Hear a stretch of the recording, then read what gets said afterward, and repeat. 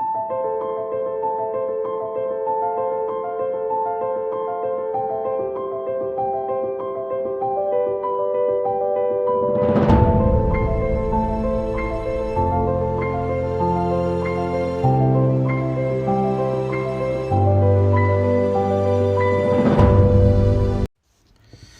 October 31, 1943, the Red Army got the first IS-2 heavy tanks. These combat vehicles, named after Joseph Stalin, became the most powerful Soviet tanks of the Second World War. Hello people, today we are back in the USSR and talk about the scariest Soviet tank of the Second World War.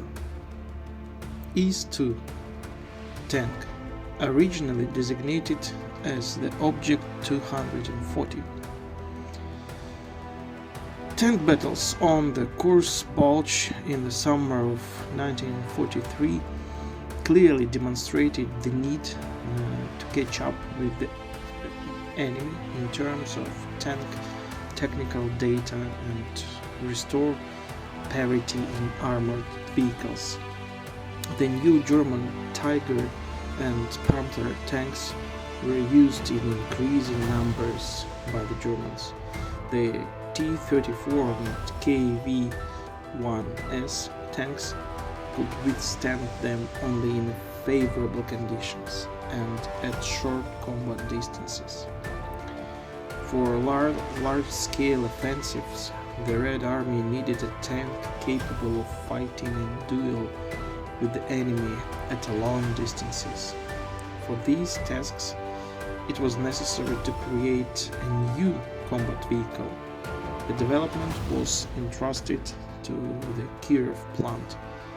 Now it's called Chelyabinsk Tractor Plant (CHTZ), evacuated from Leningrad to Chelyabinsk, and its chief designer Joseph Kotin. The East Tank project became a return to lost ground for the plant. Before the war and in its first years, the plant produced heavy KV tanks. By the way, KV means clean version.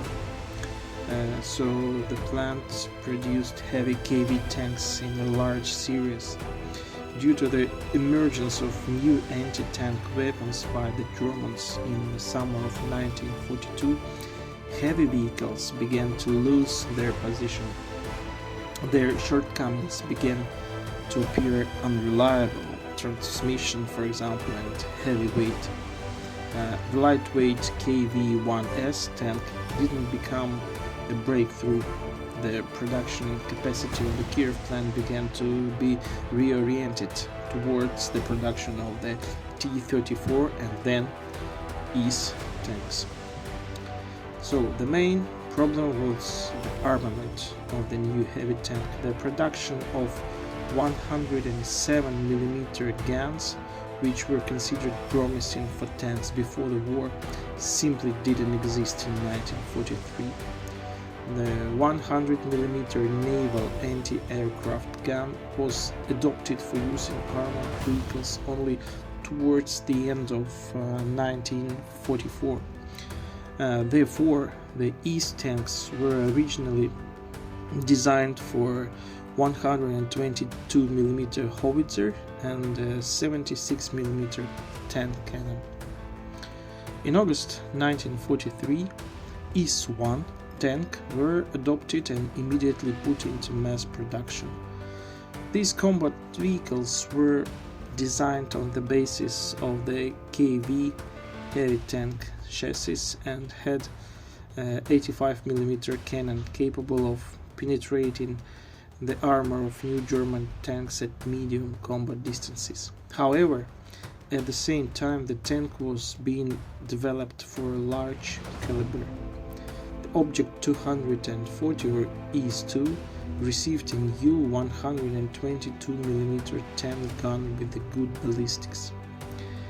Based on the results of the test of the Object 240 completed in October 23, 1943, it turned out that the IS-2 tank was capable of hitting the heaviest German tanks from a distance of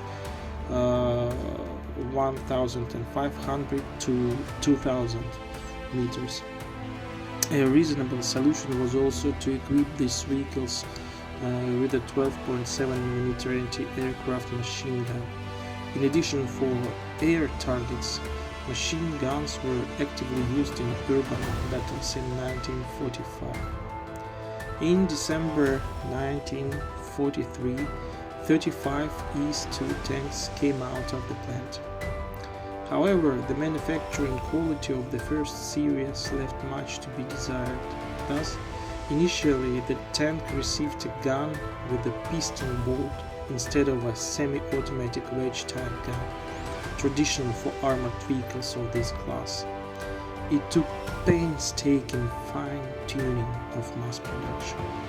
One of the features of the winter 1943 and spring 1944 campaigns was technical superiority of Germans. Their Tigers and Panthers were superior in protection and armament to the T-34-76 tanks, the workhorse of the Soviet tank forces of that period.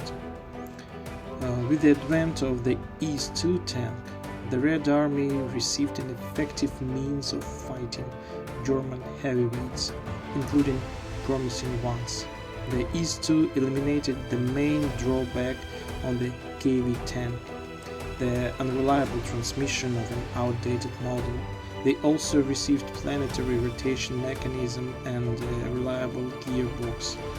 IS-2 tank could outrun lighter T-34s off-road. The very first tank battles with the IS-2 tanks stunned everyone.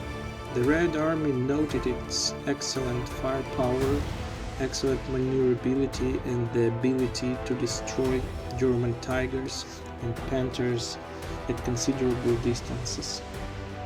The Germans realized that their tank superiority on the battlefield ended, and in battles with the new Russian tanks, they would face large, irrevocable losses. The official order of the German command stated that the Tiger should not even enter into battle closer than 1 kilometer within the radius of the IS-2 tank. Despite the fact that Tiger had 150mm frontal armor and 100mm side armor, IS-2 tanks' projectiles penetrated Tigers right through for 1 kilometer distance. The first use of the IS-2 occurred in the spring campaign of 1944 on the southern flank of the Soviet-German front. Since 1944, IS-2 heavy tanks became a compelling argument for the Soviet command. Individual heavy tank breakthrough regiments were the spearhead of the main attack of the Red Army. IS-2 tanks broke through enemy defenses, destroyed the German tanks of heavy equipment, and acted as part of assault groups in urban battles. Another important factor was also the maintainability of the new tank. Like the T-34, the IS-2 was easy to operate. For example, repairmen of the 80th Heavy Tank Regiment restored 15 tanks in 6 days in January 1945. With the end of the World War II, the production of the IS-2 was quickly curtailed. In the 1960s, the IS-2 tanks underwent modernization that improved their performance and ease of service. However, in the nuclear era, the place of IS-2 tanks was in fortified areas as fire points.